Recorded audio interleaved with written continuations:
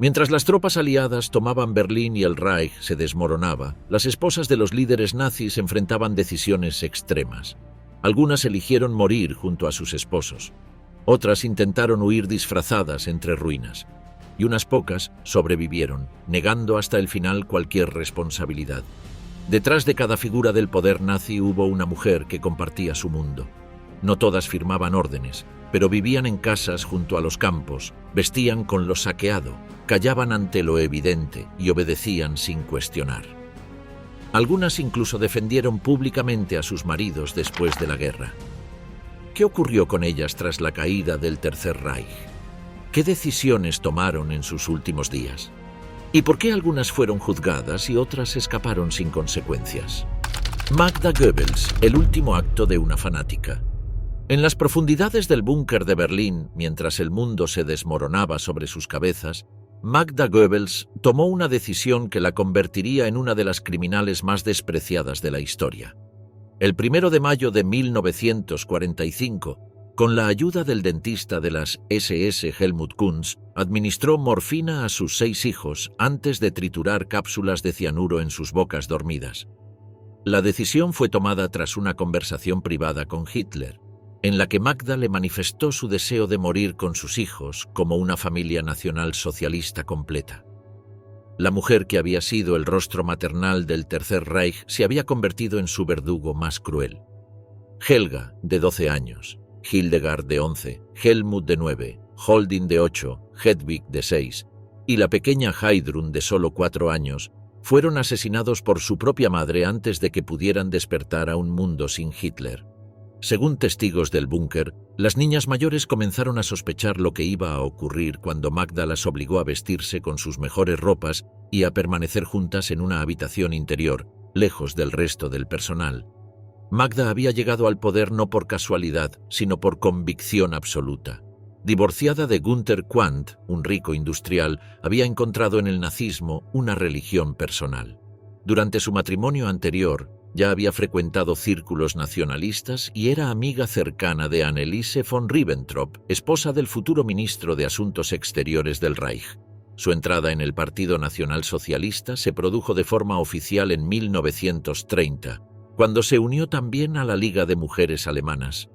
Cuando conoció a Joseph Goebbels en 1930, ya era una militante activa que había devorado cada página de Mein Kampf y se había convertido en líder de su grupo local de mujeres nazis. Fue precisamente en una reunión del partido en Berlín donde intercambió sus primeras palabras con Goebbels, quien la describió en su diario como una mujer refinada con el temple de las antiguas romanas. El compromiso fue aprobado personalmente por Hitler, quien incluso sugirió que el matrimonio debía simbolizar la unión perfecta entre la política del partido y el modelo familiar ario. Su matrimonio con Goebbels no fue solo una unión sentimental, sino una alianza ideológica que la colocó en el centro del poder. Hitler se convirtió en el padrino de su boda y en una figura paterna para sus hijos. La villa de los Goebbels se transformó en uno de los principales centros de reunión de la élite nazi, donde Magda brillaba como anfitriona perfecta del régimen. Entre los invitados frecuentes estaban Albert Speer, Heinrich Himmler y Martin Bormann. Los almuerzos familiares organizados por Magda eran observados como ejemplo dentro de las revistas de propaganda doméstica. Durante la guerra, mientras millones morían en los campos de exterminio, Magda se formó como enfermera de la Cruz Roja, pero su corazón débil la obligaba a permanecer largos períodos en cama. Su historial médico incluía episodios de arritmia severa desde principios de los años 30, por lo que recibía tratamientos constantes en clínicas privadas. Aún así, fue enviada a hospitales militares para visitas protocolares en el frente occidental durante 1941 y 1942, aunque su participación era principalmente simbólica. También viajó a Praga y Viena en misiones de caridad organizadas por el NS Frauenschaft. Su vida transcurría entre el lujo de las residencias oficiales y los tratamientos médicos, siempre rodeada de privilegios que contrastaban brutalmente con el sufrimiento que el régimen imponía al mundo. Magda disponía de personal de servicio reclutado entre prisioneros franceses, especialmente seleccionados por las SS para tareas domésticas. El automóvil que utilizaba en sus desplazamientos oficiales había pertenecido al presidente Hindenburg y fue entregado a los Goebbels como gesto simbólico en 1936. Durante los Juegos Olímpicos de Berlín, Magda representó al partido en varios actos sociales junto a mujeres de la aristocracia europea. Cuando las tropas soviéticas entraron en Berlín, la familia Goebbels se trasladó al búnker conectado al refugio de Hitler. Allí, en la tarde del 30 de abril, se reunieron por última vez con el Führer y Eva Braun. Esa sería la última cena de su mundo. Durante esa jornada, Magda insistió en permanecer junto a los hijos en todo momento y ordenó al personal del búnker que no entraran a su área de descanso. Según Otto Gunsche, ayudante personal de Hitler, Magda pasó gran parte de la noche preparando cuidadosamente la ropa de los niños y escribiendo cartas a familiares lejanos. Al día siguiente, después de asesinar a sus hijos, Magda y Joseph salieron del búnker hacia el jardín de la Cancillería. Allí se quitaron la vida, siguiendo las instrucciones de quemar sus cuerpos para evitar que fueran exhibidos como trofeos de guerra. Sus restos carbonizados fueron encontrados por las tropas soviéticas al día siguiente. El general Iván Serov, del NKVD, informó que el hallazgo de los cuerpos se produjo junto a otros restos humanos parcialmente calcinados, lo que dificultó su identificación inmediata. Fueron enterrados en secreto por el Ejército Rojo y exhumados nuevamente en 1970 por la KGB para su destrucción definitiva. En las cartas que dejó escritas, Magda explicaba su decisión con una frialdad doctrinaria que helaba la sangre. No pedía perdón ni expresaba dudas. Para ella, matar a sus propios hijos era un acto de amor supremo, salvándolos de vivir en un mundo que consideraba indigno de la pureza aria. Uno de los documentos encontrados en su equipaje personal era una carta sin firmar dirigida a su madre, en la que afirmaba: «No puedo dejar que los niños vivan en lo que vendrá. No sabrían quiénes son. No sabrían por qué alguna vez vivieron». La carta fue usada por los soviéticos como prueba del nivel de convicción ideológica de los últimos miembros del círculo íntimo de Hitler. Eva Braun, la esposa secreta de Hitler. Eva Braun vivió durante más de una década como el secreto mejor guardado del Tercer Reich. Mientras las esposas de otros líderes nazis brillaban en actos públicos y recibían reconocimiento oficial, ella permanecía oculta en las sombras, esperando un reconocimiento que llegaría solo en las últimas horas de su vida. En los archivos de la oficina de prensa del Reich no figura en ninguna lista oficial de acompañantes o esposas, y su presencia era deliberadamente excluida de toda cobertura protocolar. Su historia comenzó en 1929, cuando a los 17 años trabajaba como asistente en el estudio fotográfico de Heinrich Hoffmann. Hitler, entonces de 40 años, quedó fascinado por su juventud y belleza, pero su relación estuvo marcada desde el inicio por el control absoluto y el aislamiento emocional. Desde el primer momento, Eva firmó un contrato de confidencialidad personal con Hoffmann que le impedía hablar con terceros sobre cualquier aspecto de la vida privada de Hitler. Este acuerdo fue gestionado por Martin Bormann. Hitler ya mantenía una relación tóxica con su media sobrina Geli Raubal, una joven de 22 años que vivía bajo su vigilancia constante. El Führer no permitía que Geli estuviera a solas con ningún hombre y controlaba cada aspecto de su vida. La presión fue tan intensa que la noche del 18 de septiembre de 1931, mientras Hitler estaba en Nuremberg, Geli tomó la pistola que él le había dado para protección y se disparó en el pecho. La investigación fue cerrada en menos de 48 horas por la policía de Múnich y se registraron intentos de la NSDAP por censurar los reportes de prensa. Con Geli muerta, Hitler quedó libre para desarrollar su relación con Eva, pero bajo las mismas premisas de control y secreto. La joven Eva se encontró atrapada en una prisión dorada, donde su única función era estar disponible para las necesidades emocionales del hombre más poderoso de Europa. El acceso al Berghof, la residencia alpina de Hitler, solo le fue permitido tras una rigurosa verificación de antecedentes por parte de las SS. Su nombre era omitido en los registros de visitas oficiales y se le asignó un dormitorio separado para preservar la imagen moral del Führer ante el público. La soledad y el abandono emocional llevaron a Eva al límite. En 1932, tras un periodo prolongado de indiferencia por parte de Hitler, Intentó suicidarse disparándose con la pistola que él le había regalado. La bala se alojó en su cuello rozando la arteria. Años después, ingirió una sobredosis de somníferos en lo que muchos interpretan como otro intento desesperado de llamar su atención. El médico personal de Hitler, Theodor Morell, fue quien atendió ambos episodios y recomendó mantener a Eva bajo observación médica periódica, aunque sin hospitalización oficial para evitar rumores. Ambos intentos funcionaron temporalmente. Hitler respondía con afecto y regalos, pero sin modificar la estructura fundamental de la relación. Eva seguía siendo un secreto, una sombra que vivía para él pero que no podía existir públicamente a su lado. En compensación, Hitler le otorgó acceso a bienes de lujo, una Mercedes-Benz descapotable, joyas confiscadas y un pequeño apartamento en la Prinzregentenplatz, equipado con personal de servicio supervisado por el Ministerio del Interior.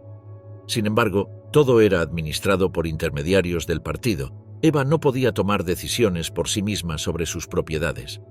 La vida de Eva transcurría en una espera constante. Esperaba en su villa, esperaba en Berghof, esperaba a que Hitler le prestara atención entre sus obsesiones políticas y militares.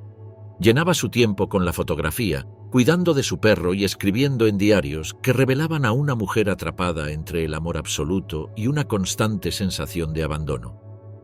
Varias de sus fotografías privadas, tomadas con una cámara Leica, fueron archivadas en secreto por Heinrich Hoffmann y solo salieron a la luz tras la guerra. En ellas se la ve esquiando, leyendo o posando con animales, pero nunca en reuniones políticas ni junto a figuras del régimen. Durante los años de guerra, mientras Europa se desangraba, Eva vivía aislada en las residencias de Hitler, sin participar en eventos oficiales ni tener voz en las decisiones del régimen. Sin embargo, su presencia en el círculo íntimo la convertía en testigo y beneficiaria de los crímenes que se cometían en nombre del Tercer Reich. Cuando se inauguró el complejo de residencias de Obersalzberg, Eva recibió una vivienda a pocos metros del Berghof. Sus gastos eran cubiertos por la oficina central del partido y contaba con escolta permanente. Se le permitía moverse libremente solo dentro de una zona de seguridad perimetral controlada por las SS. El 29 de abril de 1945, con Berlín sitiado por el Ejército Rojo, Eva finalmente obtuvo lo que había esperado durante 13 años. Se casó con Adolf Hitler. La ceremonia se realizó en el búnker subterráneo de la Cancillería, entre paredes húmedas y el eco constante de las explosiones soviéticas. Fue una boda breve, civil, con Joseph Goebbels y Martin Bormann como testigos. El acta oficial fue firmada por Walter Wagner, un abogado del partido autorizado por Hitler para celebrar matrimonios en circunstancias extraordinarias. El documento fue redactado a mano y su copia fue entregada a Eva horas antes de su suicidio. Tenía 33 años cuando se convirtió en la esposa de Hitler, pero el reconocimiento llegó como una despedida. La noche de bodas fue también la víspera del suicidio. Eva sabía lo que vendría y lo había aceptado. Rechazó las ofertas de escape que se le presentaron, declarando que prefería morir junto a él. Uno de los ayudantes del Führer, Otto Günsche, testificó tras la guerra que el general Wilhelm Mohnke le ofreció un pasaje de evacuación hacia el oeste, opción que Eva Braun rechazó sin vacilar. El 30 de abril, hacia las 3:30 de la tarde, la pareja se encerró en el despacho personal de Hitler. Eva ingirió una cápsula de cianuro mientras Hitler se disparaba en la cabeza. Sus cuerpos fueron encontrados poco después por sus asistentes, que cumplieron las órdenes de rociarlos con gasolina y quemarlos en el jardín de la Cancillería. Heinz Linge, mayordomo de Hitler, y Günsche trasladaron los cuerpos al exterior y prendieron fuego en una fosa improvisada cavada por soldados de las SS pocas horas antes. Los restos ardieron durante varios minutos, pero el avance soviético impidió una incineración completa. Los restos carbonizados fueron descubiertos por las tropas soviéticas, pero mantenidos en secreto durante décadas. Eva Braun había pasado de ser el secreto mejor guardado del Reich a convertirse en uno de los misterios más duraderos de la historia, hasta que documentos rusos confirmaron décadas después su muerte en el búnker. En 1968, la KGB desclasificó informes que incluían análisis dentales comparativos realizados con archivos odontológicos de su familia, confirmando su identidad. Los restos fueron exhumados nuevamente en 1970, incinerados por completo y arrojados al río Elba para evitar la creación de un lugar de culto. Lina Heydrich, la viuda que defendió al arquitecto del genocidio. Cuando Reinhard Heydrich murió tras el atentado de Praga en 1942, su viuda Lina no se retiró silenciosamente al luto. Por el contrario, se convirtió en la defensora más feroz de uno de los criminales de guerra más brutales del Tercer Reich, el hombre conocido como el arquitecto de la solución final. Lina von Osten había abrazado el nazismo mucho antes de conocer a su futuro esposo. A los 19 años, en 1930, se afilió al Partido Nacionalsocialista tras asistir a su primera reunión política. No fue una conversión gradual, sino una revelación inmediata. Desde ese momento, se convirtió en una militante activa que repartía propaganda y participaba en debates con una convicción que impresionaba incluso a veteranos del movimiento. Su antisemitismo no era superficial ni oportunista. Provenía de una educación familiar impregnada de resentimiento nacional y desprecio hacia las minorías étnicas. Cuando conoció a Reinhard Heydrich en diciembre de 1930, reconoció en él a un hombre con la ambición y la frialdad necesarias para materializar sus ideales raciales. La influencia de Lina en la carrera de Heydrich fue decisiva. Cuando él fue expulsado de la Marina por conducta impropia en 1931, fue ella quien lo empujó directamente hacia el núcleo del régimen nazi. Usando sus conexiones familiares, logró que Heydrich consiguiera una entrevista con Heinrich Himmler, una reunión que cambiaría la historia del Holocausto. Durante el meteórico ascenso de Heydrich, desde jefe del servicio de seguridad hasta arquitecto de la solución final, Lina estuvo siempre cerca. Organizaba las veladas en casa, recibía a otros miembros de las SS, criaba a sus hijos con ideología racial nazi y defendía las políticas de su esposo incluso en círculos privados. Admiraba su capacidad organizativa y lo que llamaba su limpieza intelectual. Tras el asesinato de Heydrich por partisanos checos en 1942, Lina no abandonó su posición ni rompió con el régimen. Permaneció en la órbita del poder hasta la caída del Reich, recibiendo reconocimientos, pensiones y homenajes. Su actitud en la posguerra reveló el verdadero alcance de su fanatismo. Mientras Alemania enfrentaba el proceso de desnazificación y los juicios de Nuremberg revelaban el horror del Holocausto, Lina optó por convertirse en una voz revisionista. En entrevistas y declaraciones, rechazó categóricamente que su marido hubiera estado implicado directamente en los asesinatos masivos, a pesar de las evidencias documentales que lo señalaban como organizador de la conferencia de Wannsee. En Checoslovaquia, país que había sufrido directamente la represión de Heydrich, Lina fue juzgada in absentia y hallada culpable de colaboración con el régimen nazi. Fue condenada a cadena perpetua, aunque al encontrarse en Alemania Occidental nunca fue extraditada. El juicio simbolizó la necesidad de justicia de las naciones ocupadas, aunque fuera solo a nivel moral. En Alemania, Lina inició acciones legales contra el Estado para reclamar la pensión de viuda que le correspondía como esposa de un general muerto en servicio. En 1956 ganó el caso y en 1959 obtuvo también pagos retroactivos. El Estado alemán se vio obligado a pagar una pensión significativa a la viuda del hombre que había organizado el exterminio sistemático de los judíos europeos. En 1976, Lina publicó sus memorias tituladas Viviendo con un criminal de guerra. El título sugería autocrítica, pero el contenido desmentía cualquier remordimiento. En el libro, dibujaba a su esposo como un funcionario eficaz malinterpretado por la historia, víctima de una campaña de demonización. Alegaba que su trabajo buscaba el orden administrativo, no el genocidio. Hasta finales de los años 70, en entrevistas concedidas a periodistas e historiadores, Lina se mantuvo fiel al relato de la injusticia histórica hacia los jerarcas nazis. Nunca expresó compasión por las víctimas del Holocausto, nunca mostró señales de arrepentimiento. Murió en 1985 en la misma casa de la isla de Fehmarn, donde había vivido décadas, sostenida económicamente por el país que su esposo había ayudado a destruir. Gerda Bormann, la fanática que huyó entre ruinas. Gerda Bormann encarnó como pocas el fanatismo nazi en su forma más pura. Educada desde la infancia en la ideología nacionalsocialista, devota de Hitler y convencida del destino racial de Alemania, su vida terminó como símbolo del delirio colectivo que caracterizó al Tercer Reich, disfrazada, moribunda, pero aún aferrada a una fe que el mundo había rechazado.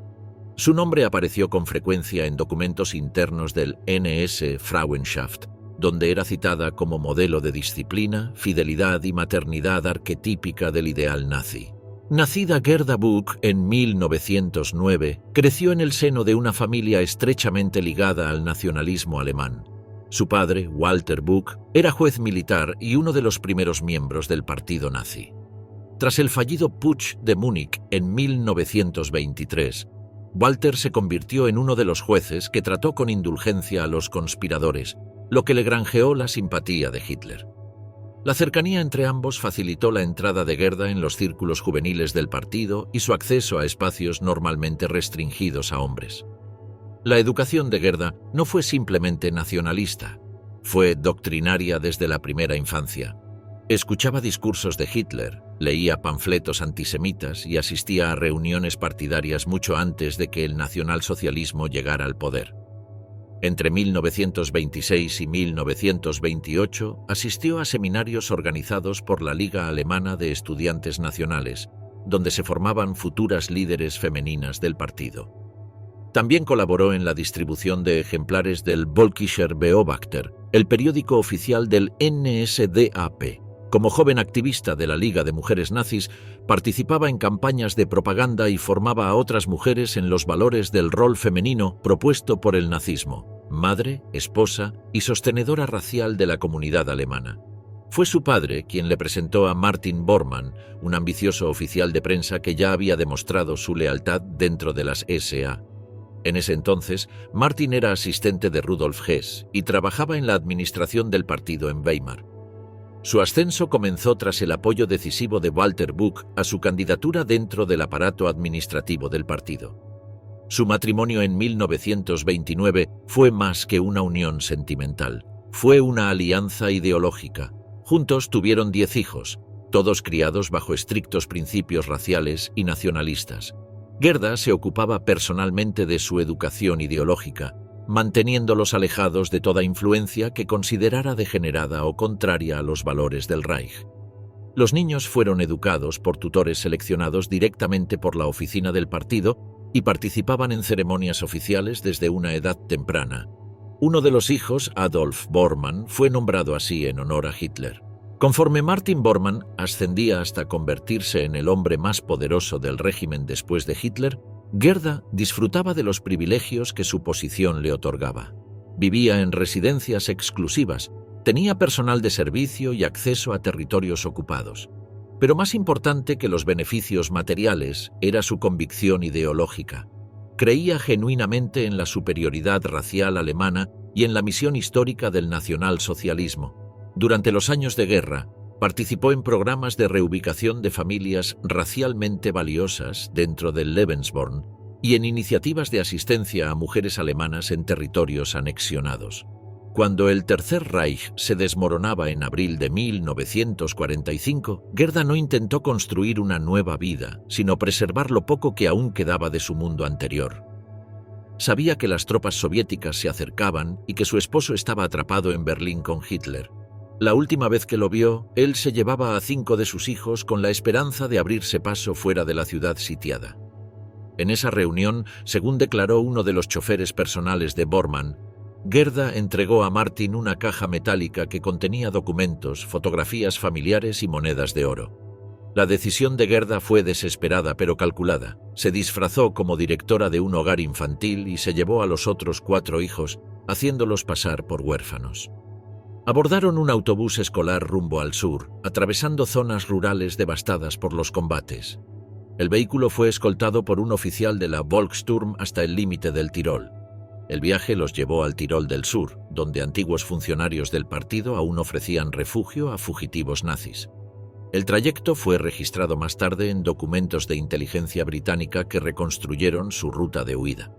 Fue recibida por el jefe regional nazi, quien la escondió en una casa de campo cerca de Bolzano. Pero Gerda ya no era la mujer fuerte que había dirigido un hogar ideológicamente puro durante 16 años. Sufría dolores insoportables en la parte baja del cuerpo. Un médico local diagnosticó lo que ella temía: cáncer de ovario en estado terminal.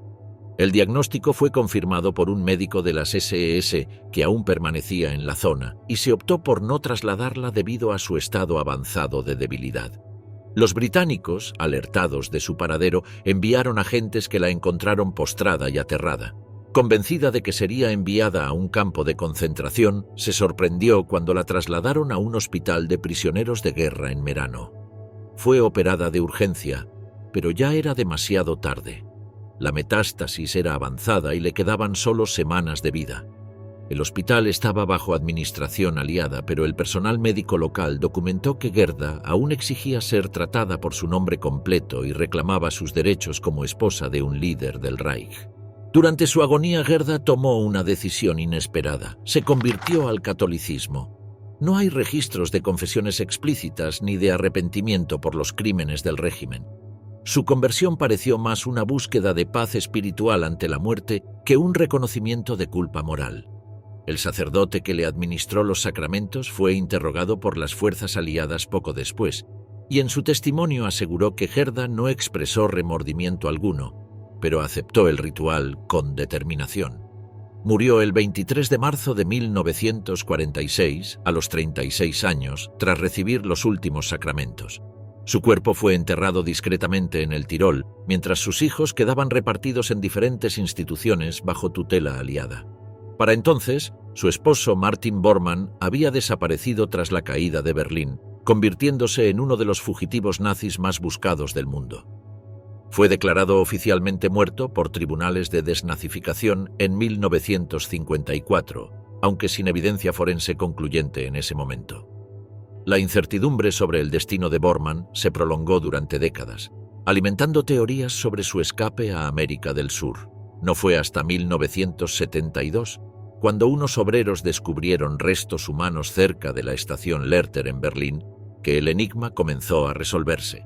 El cráneo presentaba una fractura y restos de cápsula de cianuro. Pruebas genéticas realizadas en los años 90 por laboratorios forenses de Múnich confirmaron que los huesos pertenecían a Martin Bormann, quien había muerto en 1945 tras ingerir veneno durante un intento fallido de escapar. Gerda nunca lo supo. En sus últimas semanas, según testimonios médicos, repetía el nombre de su esposo con insistencia, sin saber si estaba vivo, si la había abandonado o si volvería a verlo. Margaret Himmler, la dama silenciosa del terror. La historia de Margaret Himmler representa uno de los casos más complejos entre las esposas de líderes nazis. Una mujer que, sin empuñar armas ni dictar órdenes, participó en la legitimación doméstica del terror con una convicción silenciosa pero inquebrantable. Como esposa del Reichsführer SS Heinrich Himmler, su proximidad al centro del poder no fue meramente simbólica, sino ideológica y emocionalmente activa. Nacida Margarete Boden en 1893, hija de un farmacéutico, se formó como enfermera durante la Primera Guerra Mundial. Su profesión encajaba perfectamente en el ideal nazi de la mujer alemana al servicio de la comunidad racial. Disciplinada, austera, devota de la salud pública y la maternidad. En 1928, ya viuda y con un hijo de su primer matrimonio, contrajo matrimonio con Heinrich Himmler, quien entonces apenas iniciaba su ascenso dentro del partido nazi. Su unión fue menos romántica que estratégica. Ella le aportaba respetabilidad burguesa y experiencia en el cuidado de heridos, mientras él le ofrecía estatus social y una causa común. Margarete se afilió al NSDAP en 1928 y mantuvo correspondencia regular con su esposo durante sus campañas políticas, siempre impregnada de ideología racial y nacionalista. Las cartas conservadas en archivos alemanes revelan que ambos compartían una visión del mundo en la que el pueblo alemán debía purificarse, expandirse y gobernar sobre razas consideradas inferiores. Para Margarete, la retórica antisemita no era un simple accesorio ideológico, era un marco moral genuino que justificaba las políticas más extremas del régimen. Conforme Himmler ascendía en la jerarquía del Reich, convirtiéndose en el arquitecto del sistema de campos de concentración, Margarete se transformaba en una figura de prestigio dentro de la estructura femenina del nazismo. Aunque no ocupó cargos oficiales, su estatus como esposa del Reichsführer SS la convertía en una referencia ideológica para otras mujeres del partido. Disfrutaba de residencias exclusivas, personal de servicio, escoltas militares y acceso a territorios ocupados. En 1940 realizó un viaje a Polonia ocupada como parte de una delegación que inspeccionaba instalaciones hospitalarias alemanas. En su diario personal escribió comentarios despectivos sobre la población polaca y judía, reflejando una mentalidad que no solo toleraba, sino que reforzaba las políticas de ocupación y exterminio. Durante la guerra participó en visitas a hospitales militares y fue vista en varias ocasiones acompañando a soldados heridos en actos conmemorativos organizados por las SS. Su papel, aunque no militar ni burocrático, era de legitimación social. Daba forma al modelo femenino del poder nazi, invisible en términos políticos, pero omnipresente en términos simbólicos. El 6 de mayo de 1945, mientras Heinrich Himmler se suicidaba con una cápsula de cianuro tras ser capturado por fuerzas británicas, Margarete era arrestada por tropas estadounidenses en Bolzano, Italia. La acompañaba su hija Gudrun, de 15 años. Ambas fueron internadas en varios campos de prisioneros antes de ser trasladadas a Alemania para el proceso de desnazificación. El proceso judicial al que fue sometida duró años. En 1948, un tribunal alemán la clasificó como beneficiaria mayor del régimen, una categoría que implicaba haber recibido ventajas sustanciales del nazismo sin participar directamente en crímenes. Esta clasificación conllevaba la pérdida de derechos civiles, restricciones de movimiento y la imposibilidad de recibir pensiones estatales. En su defensa, Margarete alegó desconocimiento de las actividades criminales de su esposo. Sin embargo, su correspondencia, testimonios de antiguos empleados y registros de sus viajes revelaban que estaba perfectamente al tanto del sistema de ocupación, deportación y exterminio. A pesar de esto, el tribunal optó por no imponerle una pena de prisión, considerando que su participación había sido pasiva. Tras su liberación, Margarete vivió bajo un apellido falso durante varios años. El estigma de ser la viuda de Himmler la condenaba al aislamiento social y al rechazo institucional.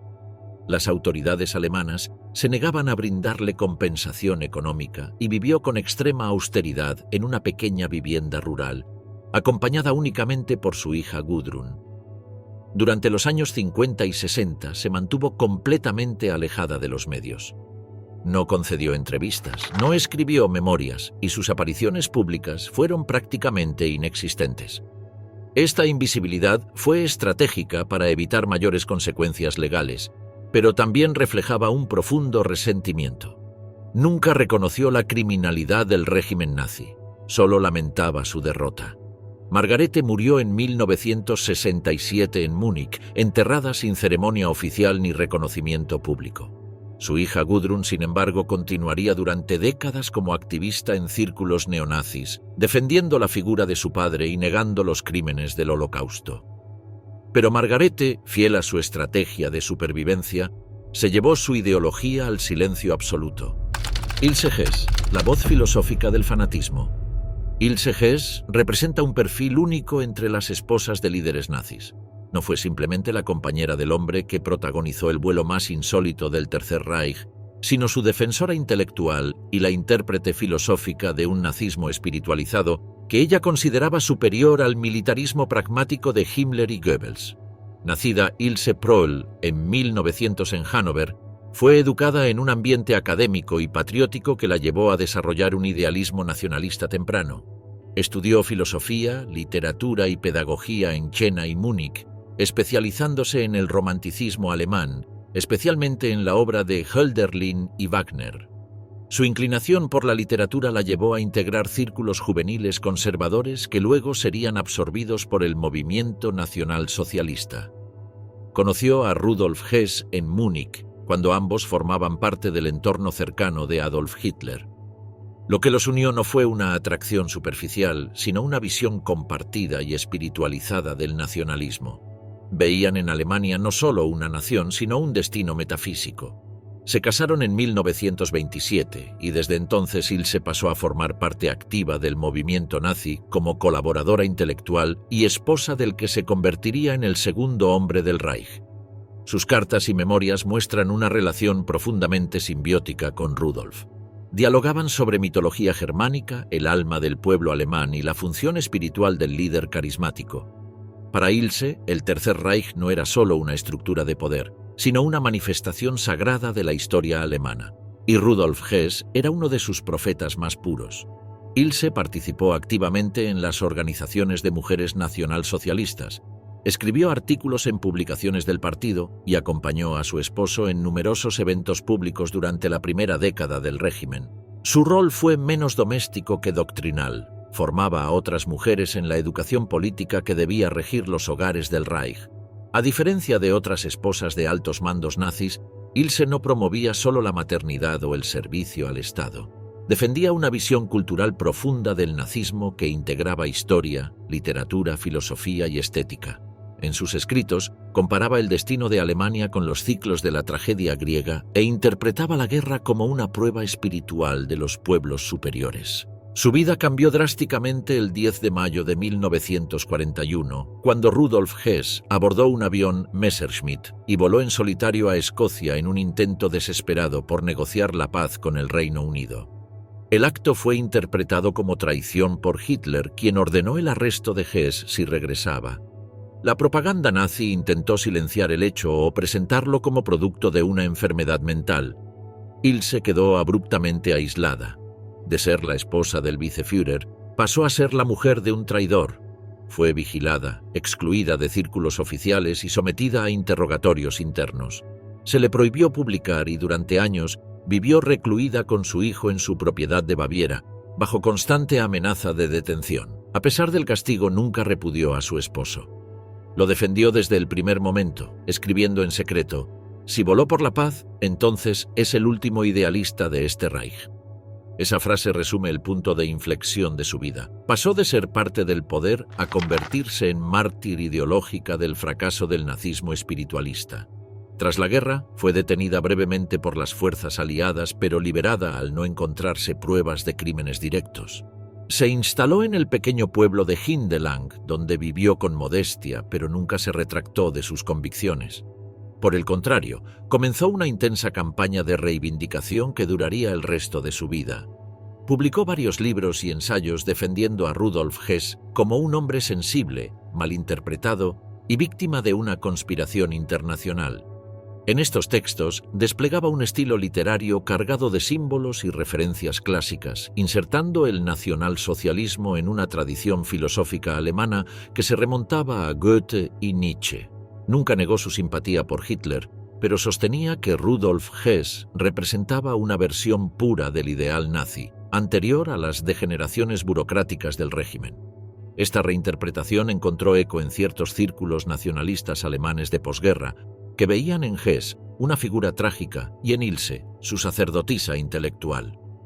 Cuando Rudolf fue condenado a cadena perpetua en los juicios de Nuremberg y enviado a la prisión de Spandau en Berlín Occidental, Ilse solicitó durante años permisos para visitarlo. Tras múltiples negativas, obtuvo autorización en los años 60 y sus visitas se volvieron regulares. La imagen de Ilse, ya anciana, caminando hacia los muros grises de Spandau con libros y cartas bajo el brazo, se convirtió en uno de los símbolos más persistentes del crepúsculo nazi. Llevaba poemas, cartas de apoyo de antiguos militantes, flores. Hablaban durante horas en privado, y ella salía siempre firme, convencida de que su esposo seguía siendo prisionero de una injusticia histórica. Incluso después de la muerte de Rudolf en 1987, su legado continuó a través de grupos que promovían su reivindicación histórica. Ilse murió en 1995 sin expresar arrepentimiento alguno. Hasta el final creyó que el nacionalsocialismo no fue un error, sino una obra incompleta que la historia aún no había comprendido. Hedwig Höss, la señora del infierno nazi. Mientras las cámaras de gas de Auschwitz-Birkenau devoraban la vida de más de 1 millón de personas, a escasos metros, en una villa de estilo bávaro rodeada de rosales, Hedwig Höss Organizaba cenas familiares, tejía con sus hijas y paseaba en bicicleta por senderos que bordeaban el campo de exterminio más grande del Tercer Reich. Era la esposa del comandante Rudolf Höss, pero sobre todo era la señora de una casa construida literalmente sobre el abismo del genocidio. Su historia carece de grandes discursos, libros publicados o declaraciones públicas. Es la historia de una presencia muda, una sombra femenina que decidió no mirar mientras la maquinaria de la muerte funcionaba al otro lado de la verja. Hedwig nació en 1908 en una familia alemana de clase media. En 1929 se casó con Rudolf Höss, un joven veterano de la Primera Guerra Mundial que ya pertenecía a las filas nazis. Juntos tuvieron 5 hijos. En 1940, cuando Rudolf fue nombrado comandante de Auschwitz, la familia se trasladó a una villa construida específicamente dentro del perímetro del campo. La casa, conocida por los prisioneros como la Casa Blanca, estaba ubicada justo al lado del muro externo de Auschwitz I. Desde sus ventanas se podía ver parte del campo, las alambradas y el humo que salía constantemente de las chimeneas de los crematorios. Esa villa no era una residencia temporal, fue ampliada, decorada con muebles confiscados a judíos deportados y dotada de jardines diseñados por prisioneros que trabajaban como esclavos. Hedwig se refería a este lugar como el paraíso de los niños, un hogar ideal para criar a su familia. Criadas, cocineras y jardineros, todos prisioneros del campo, mantenían el hogar funcionando bajo la supervisión directa de la señora Höss. Varios sobrevivientes del Holocausto relataron años después haber visto a Hedwig paseando con sus hijos mientras, al fondo, las columnas de humo negro ascendían constantemente al cielo. Los testimonios de exprisioneros coinciden en describir la figura de Hedwig como parte del paisaje cotidiano de Auschwitz. Se la veía haciendo compras dentro del perímetro del campo, ordenando a prisioneros que cargaran leña para su hogar, supervisando el trabajo doméstico en la villa. No hay evidencia de que participara directamente en torturas o ejecuciones, pero su presencia no era inocente ni ignorante. Una ex prisionera judía que trabajó como sirvienta en la casa de los Höss declaró décadas después: ella sabía perfectamente lo que ocurría, no podía no saberlo. Lavaba la ropa mientras afuera olía constantemente a carne quemada. Nos daba órdenes, nos miraba con desprecio, no gritaba, pero su asco hacia nosotros era permanente y visible. Otro testimonio afirma que en una ocasión Hedwig golpeó a una prisionera porque había roto una pieza de su vajilla. Según informes soviéticos, tras la liberación del campo, Hedwig era mencionada como presente regularmente en áreas administrativas del campo y mantenía amistad con las esposas de otros oficiales SS, con quienes compartía paseos, meriendas y conversaciones sobre los judíos. Esta normalización del horror, este convivir cotidianamente con el genocidio como si fuera parte del paisaje natural, es lo que hace su figura tan inquietante para los historiadores. Cuando el avance del Ejército Rojo se acercaba a Auschwitz en enero de 1945, los Höss huyeron precipitadamente. La villa fue abandonada y Hedwig se refugió en la región de Flensburgo bajo una identidad falsa, llevando consigo a sus 5 hijos. Rudolf fue capturado en 1946 y, tras testificar en los juicios de Nuremberg sobre el funcionamiento de Auschwitz, fue entregado a las autoridades polacas.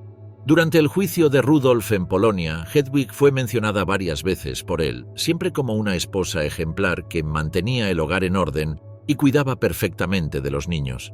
En ningún momento Rudolf sugirió que ella desconociera la naturaleza de su trabajo o las actividades que se desarrollaban en el campo. Hedwig fue arrestada brevemente por los británicos en 1945, pero nunca juzgada formalmente.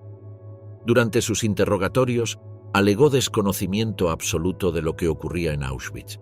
Declaró que no sabía cuál era el trabajo específico de su esposo, que su vida transcurría exclusivamente como madre ocupada con sus hijos y las labores domésticas. No pidió perdón, no expresó empatía por las víctimas, solo pidió ser olvidada y dejada en paz. A diferencia de otras viudas del nazismo, Hedwig eligió el silencio absoluto como única estrategia de supervivencia. No escribió memorias, no concedió entrevistas, no participó en movimientos negacionistas ni reivindicativos. Su estrategia fue desaparecer completamente de la vida pública. Se mudó bajo otro nombre a una región rural de Alemania Occidental y vivió con sus hijos en condiciones modestas, completamente alejada de cualquier atención mediática. La información sobre sus últimos años es extremadamente escasa. Se sabe que murió en 1989 sin que ningún medio de comunicación lo mencionara. Fue enterrada sin ceremonia y sus hijos, que cambiaron sus apellidos por otros completamente diferentes, han evitado sistemáticamente hablar de ella durante décadas. Uno de sus hijos, Hans-Jürgen, rompió excepcionalmente el silencio en los años 90 para declarar a un periodista alemán que ella no era inocente de lo que pasó, pero estaba completamente rota por dentro. Esa frase resume el legado de Hedwig, una figura destruida, pero no por remordimiento hacia las víctimas, sino por el derrumbe del mundo en el que había elegido vivir. Emmy Göring, la caída de la primera dama del Reich. Hubo un tiempo en que Emmy Göring brilló más que cualquier otra mujer en el corazón del Tercer Reich.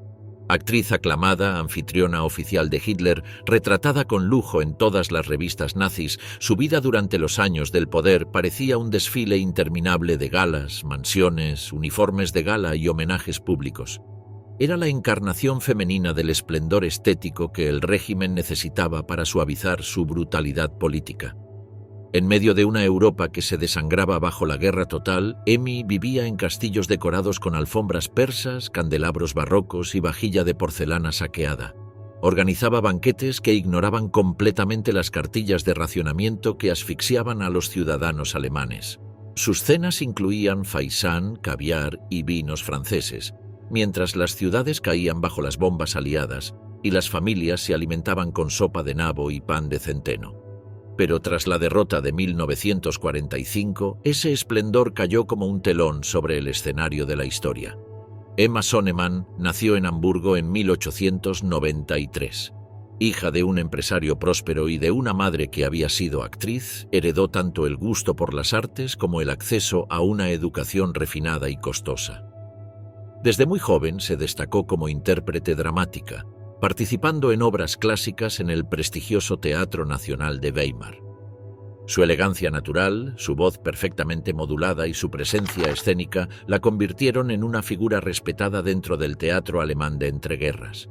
No era una celebridad vacía, era una profesional del arte dramático con reputación. Fue precisamente en uno de estos círculos culturales de élite donde conoció a Hermann Göring, entonces un héroe de guerra en ascenso dentro del partido nazi. Él quedó fascinado por su belleza, su refinamiento y su capacidad para moverse con naturalidad en ambientes aristocráticos.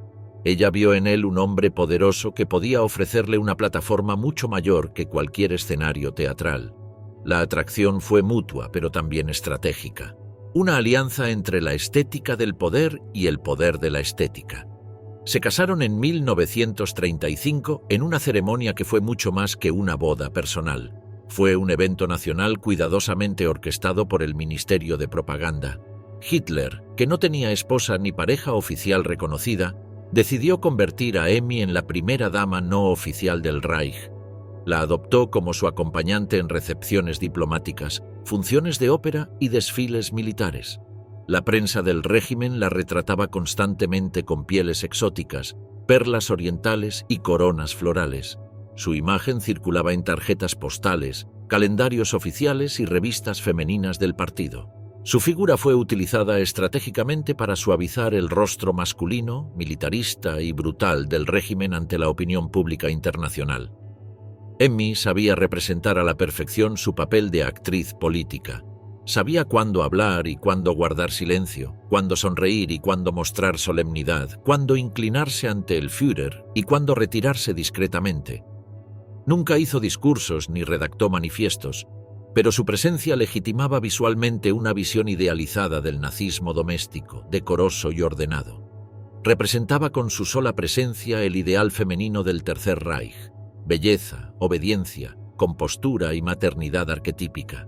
Mientras Europa se incendiaba bajo la guerra, Emmy vivía en residencias de lujo, la mansión de Obersalzberg, el Palacio Karinthal, un complejo gigantesco construido especialmente para su esposo, y castillos confiscados a aristócratas judíos en Austria, Checoslovaquia y Polonia.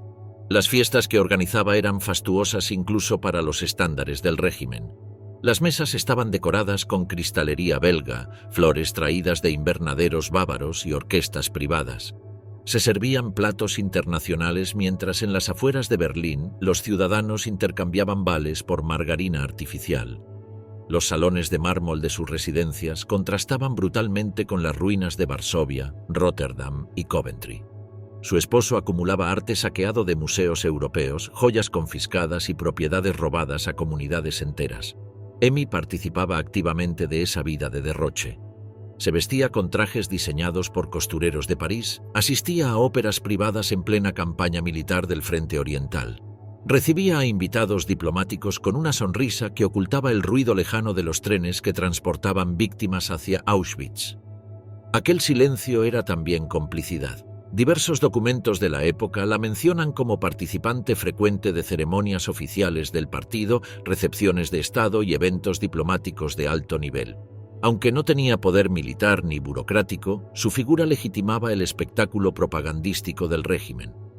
Las revistas nazis publicaban constantemente fotografías de su hija Eda jugando con Himmler, Goebbels y otros jerarcas, bajo el lema de que el Reich era también una familia. Se la retrataba no solo como símbolo de belleza, sino como madre ejemplar, esposa devota y compañera de los grandes hombres del nuevo orden. Cuando el Tercer Reich colapsó en mayo de 1945, Emmy Göring fue capturada por las fuerzas aliadas junto con su hija. No hubo escoltas, ni joyas, ni privilegios. Fue trasladada a una base estadounidense en Baviera, luego a un centro de interrogatorios donde comprendió que el mundo que la había venerado había desaparecido. Durante los interrogatorios de inteligencia, Emmy repitió que no sabía nada, que había vivido aislada de las decisiones políticas, que había sido una simple madre. Pero los interrogadores no vieron a una víctima, vieron a una figura pública que durante 12 años se había beneficiado del saqueo, la represión y el exterminio.